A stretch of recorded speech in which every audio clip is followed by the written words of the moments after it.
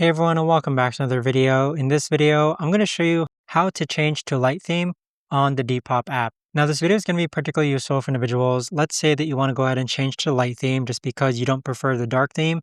Maybe it's a bit too dark for you and it's hard to read. How do you actually go ahead about doing so? Now this video is going to be short, sweet, and simple, guys. There's not going to be a lot of steps involved.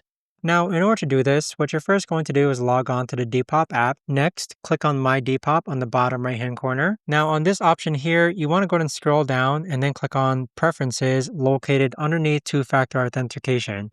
So click on Preferences, and then on this portion here, underneath Appearance, you're going to click on Color Mode. And then this is where you can change the color mode from light to dark, or use your device settings. So I normally leave mine to device settings, but if you want to change it to light theme, you can click on light theme.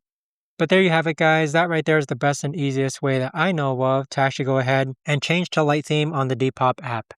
If you guys know of a better or easier way to actually do this, let me know in the comments down below.